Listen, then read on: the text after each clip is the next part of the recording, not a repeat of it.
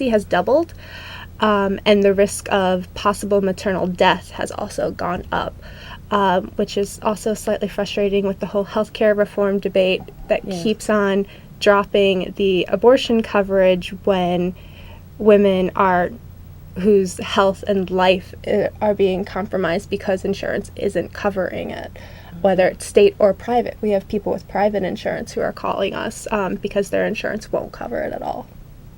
And that's crap. I think so.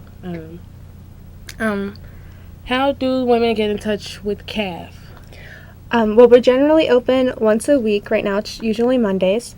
We're open 1 to 2 hours a week. It depends on exactly how much money we have that week and how quickly it goes. I'm pretty much the only person who picks up, so they'll get a hold of me. We'll do a quick interview to see if they qualify for our services. They have to be in their second trimester. They have to prove financial need, and they have to be going to a clinic that we work with or that is willing to work with us if we haven't worked with them before. And then we go through a 5 to 10 minute interview depending on what's going on in their circumstances. And then we send an approval fax to the clinic, and then they bill us after the procedure is completed. We also do a follow-up call a few weeks after the procedure's done, just to check in on them and make sure everything's going okay. And we also send a post-abortion package the day or two after we get the call. Some of it has just general abortion information. A lot of it's just general women's health. Okay. I want to talk more about just like the follow-up and even after, because I remember receiving my package and all the information I received. I didn't know a lot of things, didn't know anything about reproductive justice or our health, or that everything was at risk now. So I just wanted to talk more a little bit about that, because I know that there's what you do, and then there's a leadership group, so let's just talk a little bit more about that. Okay. I'll start with the package, because that's usually the first thing that women get before our phone call. The package, it has some standard information, just things to watch for in case your procedure has complications. It also has just a lot of general women's health and some other, it depends on how the women answer the questions. I really try to tailor it to the woman who's calling. If she's a mom with teenagers or preteen girls, I can send some information for them a lot of the times. If it seems like her situation with her partner might be kind of sketchy, I'll send her some information on domestic violence just in case she needs it. If it's a rape case, I'll send them information about what to do with that. If it's a minor, we do have information about what services you're legally allowed to get as a minor in Illinois, so I'll send them that. If their mother is calling for them, which happens very often when the caller's under 16, then I'll maybe send some information for their mother. It really depends on the actual woman who's calling. Okay, I think we have another caller. Go ahead, Hey, caller. thanks for taking my call.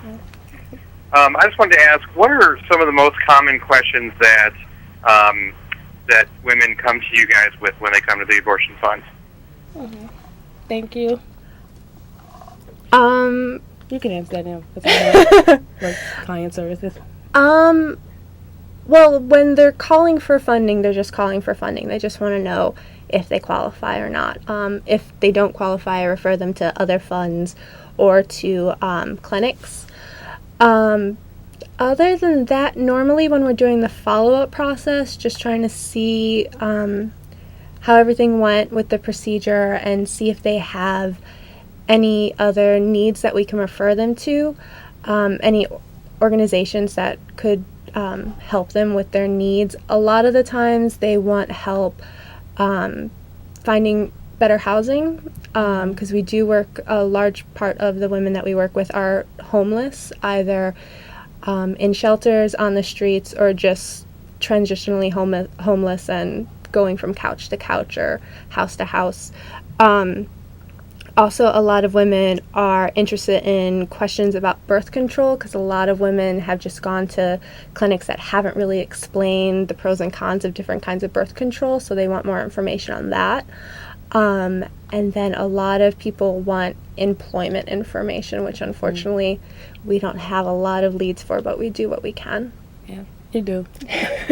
They've helped me. And I just wanted to say to that question, I know one of the biggest things I wanted to know, like, can you help me? Please help me when I called. And then, like she said, after with the follow-up, they were like, well, do you need help finding a job or better housing or anything like that? And they were able to help me do all of those things. So thank goodness for them once again.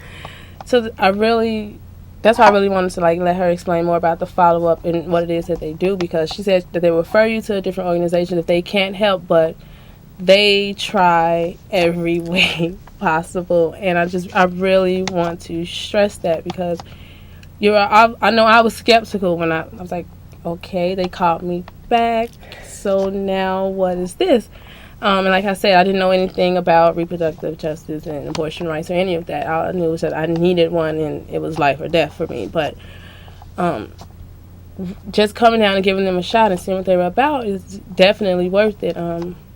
Like, I've been a lot of different places, and even looking for jobs for that matter, and it's like a dead end sometimes. Even though I keep hope alive and I go, but just a lot of dead ends. So coming to CAF and being asked to be a part of the leadership group was just like changed my life and changed everything. And I just wanted to ask you, like, why do you do the work that you do with CAF?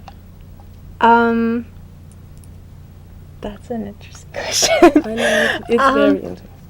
Well, like I said, I've been with them for a few years. Galen invited me to be an intern because we had met at our executive director, Galen, because we had met at some pro-choice events, and she just knew me from around. When I was younger, I didn't understand abortion, and I was very much against it, just because I thought, the usual that people think about abortion before they don't really know what it is. And then my mom actually had a button that said, "We won't go back." And after that, I just kind of started thinking about it and how, like, it is really important that, the woman who is already here has her needs taken care of, and in more cases than not has her family that's already here taken care of before you think about another potential life. So I'm basically here to help women as much as I can. I know. I wanted to talk about that when you said that you were young and you didn't really know what it was, and you just have that. It's like, no, abortion's bad. Don't do it. You always hear that, especially like when I was in grammar school, and it was people, young women that were like 13, and they were like, oh, I couldn't do that. And they had their reason, and most importantly, it was their choice. And back then, I didn't understand either. I still am learning a lot. Still have a lot to learn about abortion and the rights and the reason why we need to keep organizations like CAF going and strong so it can help women. I still have a long way to go, but I do it because it's like I can't stop. If I stop, who knows where we'll end up? Being where us women, low-income women, marginalized women, where will we end up? We already have everything just about stripped from us, or they're like in the process of doing that, or don't even want to help us at all. And those are all just basic human rights. So it's like I have to do this, and that's why I do it. And I'm a mother, and if the day ever comes for them, I want them to know whatever you choose to do, I'll support you. So that's why I do it. Right now we're going to go back to our information so you know how to get in contact with us. And also, in addition to MySpace, we're on Facebook, we're on YouTube. The show will actually be put on YouTube. And we also have a blog, which is chicagoabortionfund.com. chicagoabortionfund.blogspot.com. Check us out.